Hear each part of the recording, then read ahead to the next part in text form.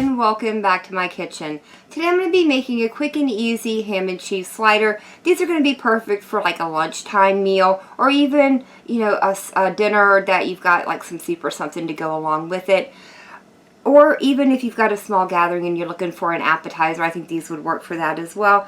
The ingredients I'm going to be using are ham from the deli, plus some Swiss cheese. I've got some butter, Dijon mustard, Worcestershire sauce. In my seasoning bowl here, I've got poppy seeds, chives, garlic powder, black pepper, and salt. And I'm going to be using a 12-pack of the Hawaiian Sweet Rolls. All the ingredient amounts will be down in the description.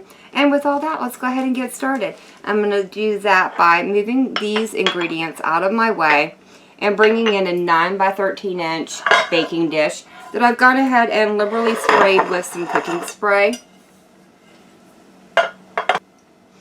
I'll be starting here with the sweet rolls. The only thing I've done to prepare these is, well, I left them all attached. I did go and cut them straight down the middle. So I want to place these just like this into my 9 by 13 inch dish. And then I will remove the top so that we can layer all our ham and cheese into the middle. I'm going to set those aside for the moment. Let's get the ham and cheese back in. And then slice by slice, I'm just going to fold it in half and start layering it across the bottom of our sweet rolls. Now that I've used about half of my ham on the bottom layer, I'm going to top it off with a layer of the cheese. And I think I'm going to go ahead and double it up just because there is a lot of ham and I want a little bit of extra cheese pull when we bite into these. There we go, that looks good. And then to top it off, I'm going to add in the remaining ham. Once you have all the ham and cheese layered on, we can go ahead and top it off with the bread roll tops. There we go. I'm going to move that over to the side just a little bit. I'm going to bring my butter back in, which I've already gone ahead and melted. And to it, I'm going to add in the Dijon mustard, the Worcestershire sauce, and all of my seasonings. And then these just need very quickly stirred together. Then I want to go through and just liberally paint the top of our rolls with our butter concoction. Whatever remaining butter you've got left, you can pour it over the top.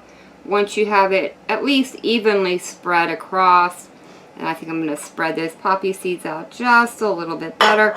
I don't want them all piled up in one area.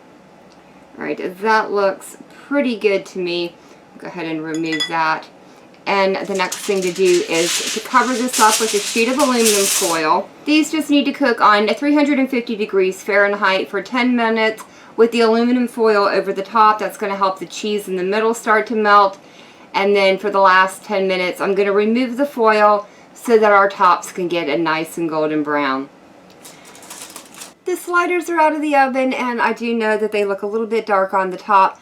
I actually had them in the oven for an extra 2 minutes, which I definitely do not need after that 10-minute bake time after you remove the aluminum foil. So definitely don't make my mistake. But I think they are still going to taste just fine. So let's go ahead and dive in and try one of them out. I do love a good ham and cheese. Just like I thought, that darkness on top really hasn't affected the taste any. These are very good. I like the addition of the Worcestershire sauce and the mustard. It adds a nice little tang into the butter sauce and kind of helps balance out the whole entire dish.